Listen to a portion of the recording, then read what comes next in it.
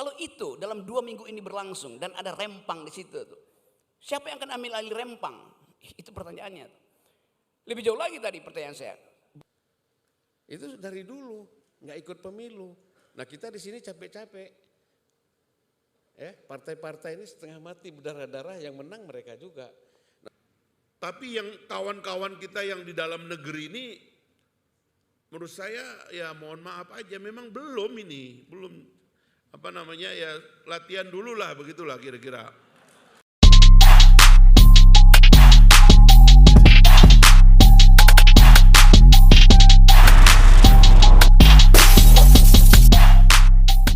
Oke, nah terkait narasumber lain menyikapi situasi geopolitik sekarang, saya mohon elaborasi dari kebutuhan kepemimpinan ini dari ketiga narasumber lain. Bang Fahri dulu, mungkin silahkan Bang Fahri menyampaikan soal elaborasi kebutuhan kepemimpinan di tengah situasi geopolitik saat ini, Abang. Silakan Bang. Iya, memang ada 2 hal yang mesti kita, kalau kita bicara langsung soal problem kita di dalam negeri dengan problem kita di luar. Kalau kita bicara problem kita di dalam negeri, transisi yang disebutkan oleh Bung Budiman, dan saya kira kita semua merasakan sekarang, kenapa saya menganggap bahwa ada transisi kecil yang harus kita lalui dengan baik, yaitu transisi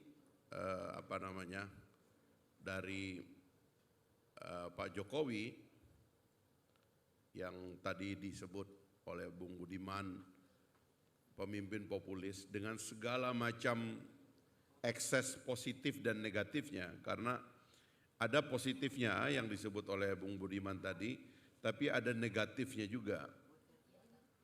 Karena negara kita itu memang sering menjadikan pemimpin-pemimpin populis itu sebagai mangsa daripada feodalisme.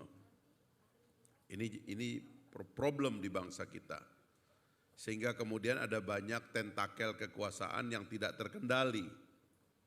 Itu yang terjadi sekarang ini gitu. Jadi keinginan kita untuk melihat satu pemimpin yang solid itu agak sulit kita miliki, karena tadi populisme sering membuat menyusupnya kaum feodal dan menyebabkan tentakel kekuasaan itu tidak kelihatan serempak gitu.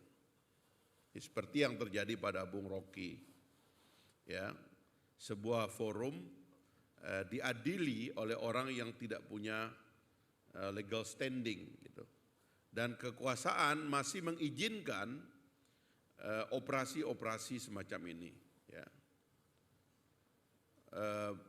Ya itu diantara sebab dari populisme itu tadi. Nah sekarang ini sudah kita sadari, tapi tinggal bagaimana mengatur transisinya. Makanya waktu itu terus terang waktu kita membaca dan mengevaluasi kejadian 5 atau 2 periode terakhir sengketa pemilu kita, saya sendiri sangat membayangkan bahwa elit berpikir ini akan bisa punya komitmen hari ini dan ke depan. Hari ini adalah ayolah kita pikir agak pakai akal yang agak rasional dikit lah. Supaya pemimpinnya jangan yang coba-coba, dan kalau bisa yang tahu siapa-siapa gitu. Problem dari Pak Jokowi juga adalah waktu dia berkuasa, dia tidak terlalu banyak siapa-siapa yang ada di Jakarta ini. Jakarta ini kan kebun binatang. Elitnya itu banyak yang kita tidak kenal. Dan itu problemnya Pak Prabowo, karena dia terlalu kenal siapa orang. The man who knows too many things. Jadi dia terlalu banyak orang, sehingga nanti ketika dia berkuasa, itu ada banyak orang yang khawatir juga begitu. Makanya sekarang kita sebagai orang rasional berpikir, kali ini kita kasih kepada orang yang ngerti persoalan. Dan ngerti orang juga. Supaya kehendak untuk main-main dan lain sebagainya, ya, nyopet-nyopet, ya, menggunakan kekuasaan dan sebagainya, itu kita hentikan. Karena ada problem kedua yang tadi disebut oleh Bung Budiman. Kehendak untuk bersatu dan menyongsong menghadapi tantangan masa depan yang makin berat. Perang nuklir ini di depan mata. Persaingan negara adidaya itu di depan mata. Perebutan sumber daya. Rempang itu apa? Rempang itu adalah perebutan sumber daya global. Itu bukan mainan lokal itu. Itu persaingan dagang antara Amerika dan Cina, di mana ada proyek Cina mau dimatikan, itu di mana-mana di dunia. Terjadi di Vietnam, terjadi di Asia Tenggara itu terjadi, di Malaysia berkali-kali terjadi. Nah, kita ini negara terlalu besar untuk menjadi collateral damage daripada pertarungan global. Kita harus punya orang yang tahu persoalan. Pada hari dia memimpin, dia udah tahu nih pergerakan global kemana, permainan ini akan ke arah mana. Sehingga dia akan menyelamatkan kita, menyelamatkan perahu besar ini. Jangan jadi collateral damage dari pertarungan orang lain yang diimpor ke tempat kita rusak, orang lain pesta pora. Nah, jadi saya kira itulah kepentingannya. Kenapa kita ini berada dalam satu kesepakatan. Tapi ini memang saya terus terang berharap orang-orang seperti Bung Budiman akan ada dalam pemikiran transisional yang baik. Sebab apapun akibat dari ketegangan kemarin masih ada. Saya sering bilang sama teman-teman, bagaimana ngomongnya kepada elit-elit ini, terutama mungkin elit pergerakan mahasiswa. Ayolah, jangan lagi kita mengentertain cara bertarung kekanak-kanakan yang kemarin gitu loh. Coba agak sehat dikit mikirnya kita ini gitu. Termasuk juga kita ngomong kepada polisi, kepada intelijen dan sebagainya. Ayolah, ini soal kepentingan nasional. Jangan lagi istilahnya itu kesempatan dan kesempitan ini dipakai gitu loh. Untuk kepentingan kecil yang partisan gitu. Saya kira itu tawarannya, sehingga sekali lagi kita nggak bicara prinsip-prinsip kepemimpinan. Saya terus terang kalau disuruh menilai antara Prabowo dengan dua kawan kita yang lain ini tidak bisa dibandingkan. Kalau saya ya mohon maaf aja, karena saya terlalu tahu juga kawan-kawan itu. Ini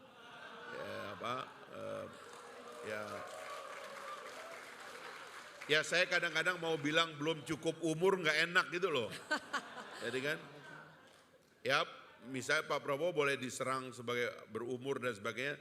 Tapi di antara 5 negara atau 5 negara demokrasi terbesar dan negara tetangga kita Amerika Serikat itu Joe Biden 80 lebih ya. India negara demokrasi terbesar itu berapa itu? 77 kalau nggak salah si Modi itu. Lalu Lula juga 80. Pak Prabowo nanti bahkan lebih muda dari Anwar Ibrahim, dia 71, Anwar Ibrahim 74. Tapi yang kawan-kawan kita yang di dalam negeri ini menurut saya ya mohon maaf aja memang belum latihan dulu lah begitulah kira-kira. Baik. Sehingga menurut saya jangan terlalu ngotot juga, dan yang saya khawatir itu adalah ngotot menggunakan atau mengeksploitasi emosi massa untuk berpecah belah, itu aja yang saya khawatirkan. Ini waktunya menurut saya agak rekonsiliatif cara berpikirnya, dan saya berpikir juga ada untungnya juga 3 calon ini karena ini akan menciptakan tokoh tengah yang rekonsiliatif gitu. Saya kira Terima itu. kasih. Terima kasih Bang Fahri. Bang Zulfan, silahkan Bang Zulfan, kesempatan untuk Anda.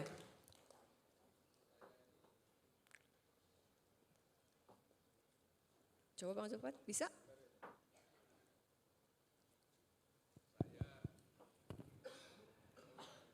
Abang coba, abang pegang di tengah. Harus dari cewek juga rupanya. Itu bisa, ini juga enggak bisa. Oh itu Ini semua udah, itu ini mic-nya Mbak Puan itu mati semua. Iya. Tes. Ya, Oke. Saya ini ya kalau mendengar apa yang disampaikan oleh Budiman, apa yang disampaikan oleh Pak Hari Hamzah, saya rasanya tenang kok, enak tidur gitu. Tapi rasanya untuk merealisasikan ini agak sulit nih. Ya. Masih jauh sekali. Ya, jadi itu kan harapan. Ya kan? Harapan kita masih terlalu jauh bahwa kita akan memiliki figur-figur yang memang bisa menyelesaikan persoalan yang begitu berat. Indonesia ini kan sebenarnya kalau kita bicara dari geopolitik, kita ini kan sudah dikepung. Ada Australia, ada Singapura, ya. Kemudian dalam skala yang lebih besar ada Cina, Rusia dan Amerika. Nah, kita kan sebenarnya posisi kita kan di dalam di dalam negara-negara adikuasa ini yang punya satelit yang namanya Singapura dan Australia. Ya. Nah, Singapura, Australia ini kan udah pasti satelitnya Amerika yang selalu untuk mengontrol apa saja perkembangan di Indonesia. Di timur ada Australia, kemudian di sini kita Selat Malaka ada Singapura, plus yang lain-lain lah. Kalau Korea, Jepang itu kan terlalu jauh. Ya.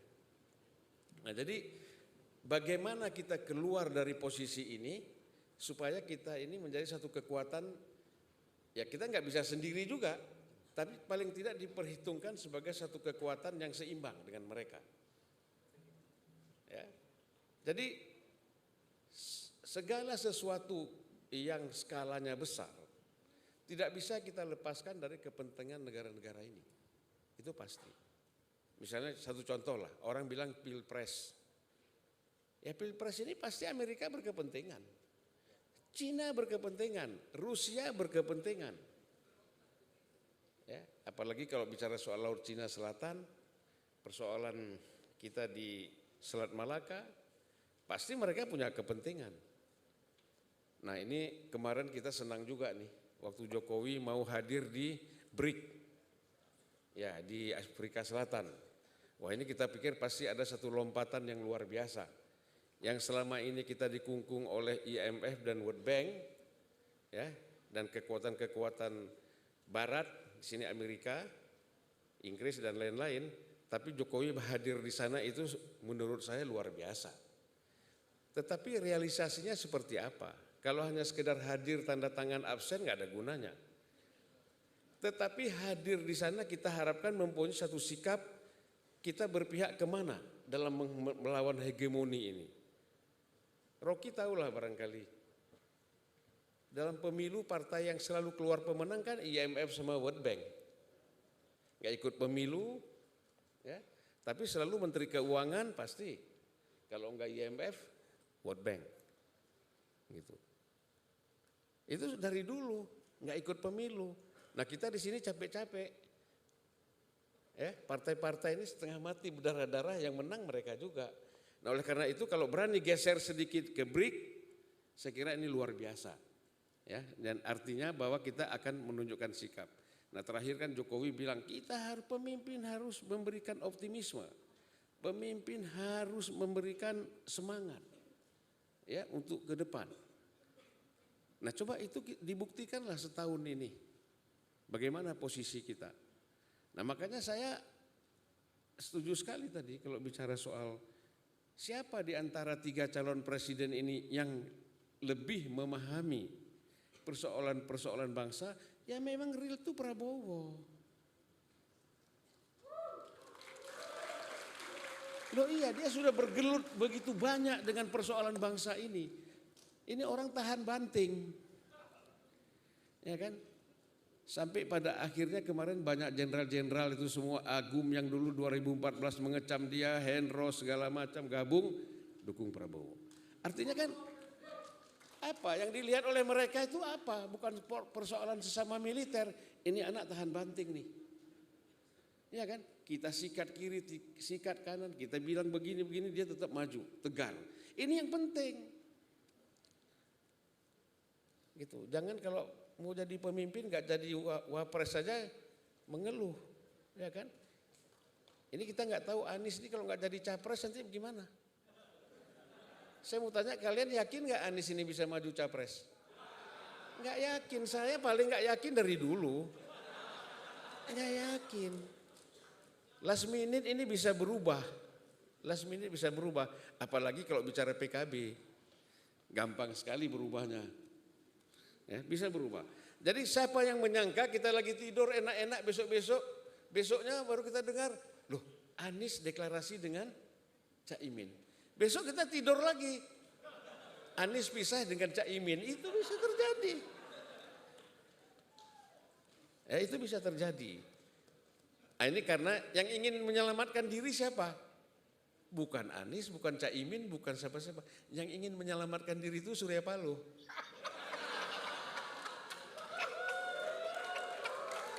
Iya, betul.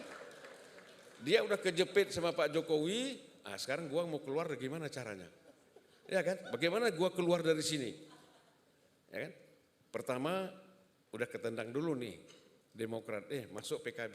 Jadi juga ini kan, dia kan selalu ingin menunjukkan muka kepada Pak Jokowi, saya ini loyal. Saya ini tidak mau berbeda dengan Pak Jokowi. Saya selalu sama. Karena terlalu banyak kasus. Ya kan? Itu problemnya. Kalau nggak ada kasus tabrak terus nggak apa-apa. Tapi kalau problem kita ini banyak kan, pasti kan masa mau berhadapan dengan presiden, kita tahulah. Ya kan? Yang bisa lolos dari kasus-kasus itu kan Rocky. Ya kan? Loh. Rakyat mendukung karena kasusnya bukan kasus korupsi. Tapi kalau kasus korupsi kan berat. Ya. Nah jadi itulah kita lihat bahwa kita harus real. Ini rakyat ini harus tahu, jangan emosional memilih pemimpin. Nah kita ini, kami berempat, kalian semua ini generasi muda, ya kan, yang lain-lain itu harus dikasih pemahaman. Jangan emosional, ya kan? Lihat latar belakang orang gitu loh. Baik. Saya misalnya orang bilang, loh katanya tuh suka lempar asbak, Prabowo, suka pukul-pukul meja. Saya waktu ketemu dia 3 jam ngobrol kayak ketemu sama kiai. Sejuk, ngomongnya santai ya. Nah, jadi isu-isu seperti itu yang dikembangkan di luar tuh nggak benar.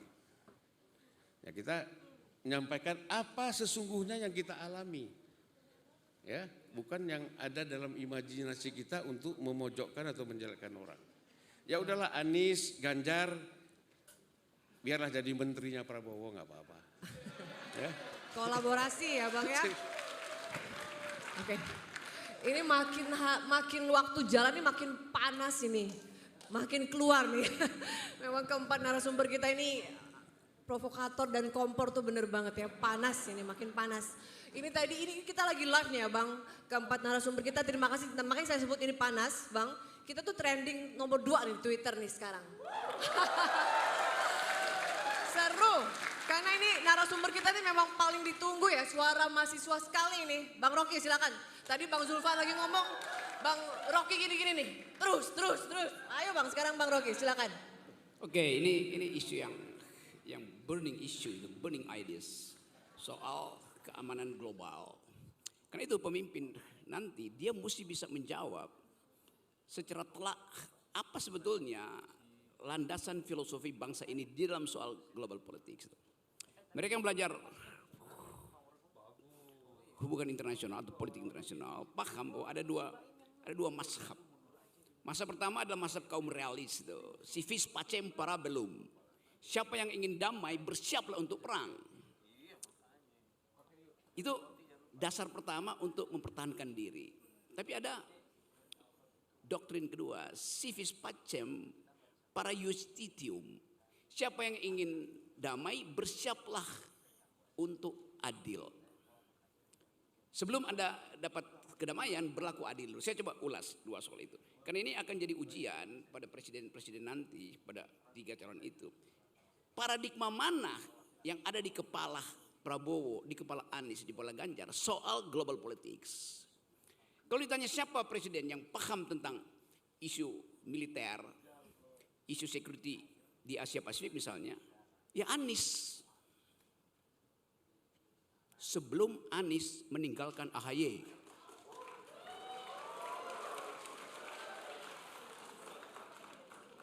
Gak mungkin Cak Imin paham tentang global security. Dia paham tentang Jawa Timur, tapi dia gak paham Asia Pasifik. Kesalahan Anies di situ. Meninggalkan orang yang paham tentang global security. Nah sekarang AHY bergabung dengan Prabowo, maka lengkaplah pengetahuan kalian, saya sebut kalian, tentang keadaan ketegangan di Indo-Pasifik. Jadi pasti kubu Prabowo lebih paham do speak global security dibandingkan Anies, apalagi Ganjar. Ganjar paham wadah saja enggak. Kita mau fair katakan itu. Sebelum diuji dengan soal-soal lain, kalau isunya adalah security, global security, Prabowo paling paham. Apalagi ditambah dengan pengetahuan teoritis dari AHY. Apalagi ditambah dengan relasi internasional dari Presiden SBY. Lengkap kan? Jadi jangan katakan saya melemahkan, bukan. Secara objektif memang itu akan terjadi. Orang akan menilai bagaimana menyelesaikan rempang. Kalau terjadi dispute di Asia Pasifik dan rempang jadi alasan, jadi kasus belli, alasan untuk berperang. Siapa yang paham? Jadi saya mau fair menerangkan soal itu. Yang kedua adalah soal persaingan di Indo-Pasifik. Orang masih menunggu jadi nggak perang di Indo-Pasifik atau jadi nggak perang di Eropa tuh? Pasti jadi. Karena kita tahu bahwa siklus peradaban itu mesti ada penyelesaian, mengeluarkan kemarahan, mengeluarkan kekuatan. Kan mesti diuji kekuatan itu. Walaupun kita ingin supaya tidak terjadi, tapi nggak mungkin. Harus ada realignment, pengaturan ulang kekuatan-kekuatan di Indo-Pasifik dan di Eropa itu. Udah terlalu lama, sudah 70 tahun nggak ada semacam upaya untuk renegosiasi stabilitas di Eropa itu kayaknya stabilitas yang semu. Demikian juga yang terjadi di Indo-Pasifik. Bagaimanapun Cina tumbuh sebagai superpower, tapi dia masih sebut aja junior superpower. Karena masih ada masalah dengan tenaga kerja yang berlebihan. Kelas menengah yang mulai marah pada Jinping. Walaupun Cina memperlihatkan ambisi, iya, tetapi ambisi Cina itu akan dibatalkan oleh daya dukung ekonominya tuh. Jadi kita mau lihat isu ini, Anda sebagai mahasiswa mulai mengajukan pertanyaan pada calon-calon presiden di debat-debat yang akan dibuat di kampus-kampus. Dan hanya di kampus kita bisa menguji paradigma seorang pemimpin. Gak bisa kita uji paradigma seorang pemimpin di panggung dangdut atau lewat TikTok. Jadi saya ingin supaya forum ini jadi forum akademis murni.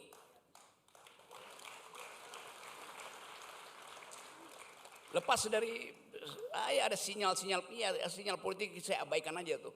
Tetapi saya ingin ada satu koalisi pikiran untuk menuntun bangsa ini keluar dari kedunguan. Itu yang terjadi setiap hari kan. Jadi pastikan bahwa isu global yang pertama soal security sudah kita bahas tadi dan potensial untuk memberantakkan Indonesia. Walaupun Pak Jokowi tetap bilang NKRI harga mati. Pertanyaan mati pada jam keberapa kalau terjadi konflik di Indo-Pasifik gitu. Di dalam simulasi intelijen, kalau terjadi ketegangan di Indo-Pasifik yang berpotensi untuk menjadi perang terbuka dan Amerika minta Indonesia kasih kejelasan proksimu kemana itu. Kalau Indonesia nggak jawab, Amerika akan bilang oke, Anda nggak jawab artinya Anda pro Cina tuh. Lalu terjadi clash kecil yang sekarang mulai berasap di Teluk Taiwan. Karena mesin-mesin perang Cina itu udah diarahkan ke Taiwan tuh. Kalau itu dalam 2 minggu ini berlangsung dan ada rempang di situ tuh. Siapa yang akan ambil alih rempang? Itu pertanyaannya. Lebih jauh lagi tadi pertanyaan saya. Bertahan berapa lama NKRI harga mati? Dalam simulasi intelijen 14 jam NKRI betul-betul mati. Karena kalau dijepit armada ke-7 dari Amerika turun dari Okinawa ke arah Singapura, yang dari Filipina naik ke arah Okinawa, kita dijepit di Cina Selatan. Padahal itu adalah jalur import makanan kita. Gandum kita import dari situ, daging kita import dari situ. Kalau itu putus, antibiotik kita masih import lewat Laut Cina Selatan. Kalau Amerika bilang, kami mau jepit Anda ya, di mulut tempat Anda bertransaksi. Lalu Indonesia bilang kami masih punya udara, oke. Amerika bilang no fly zone di atas Indo-Pasifik. Buntu semua ekspor impor kita. Gandum gak akan masuk ke Indonesia. Berapa banyak mahasiswa yang gak bisa lagi makan Indomie? Ya Indomie masih pakai gandum Amerika tuh. Berapa banyak rahim ibu-ibu yang akan mengalami infeksi karena antibiotik tidak boleh masuk ke Indonesia tuh. Dalam 14 jam kita lumpuh. Itu yang mesti kita bayangkan. Jadi sekedar untuk menerangkan bahwa isu ini isu strategis. Akan ada ketegangan di Indo-Pasifik dan hanya pemimpin yang paham tentang bagaimana mengatasi itu yang mampu untuk menyelamatkan bangsa ini. Saya kira itu pesan kita supaya tema ini juga bisa dibicarakan. Kalau ada panel baru mungkin di Medan yang dekat-dekat dengan Indo-Pasifik, dibicarakan itu. Potensi kita untuk mengalami keretakan sebagai bangsa ditentukan oleh visi presiden. Paham nggak dia tentang global security? Kita tanya pada presiden, do you speak environmental ethics? Do you speak global security? Tanya pada Ganjar, bengong dia.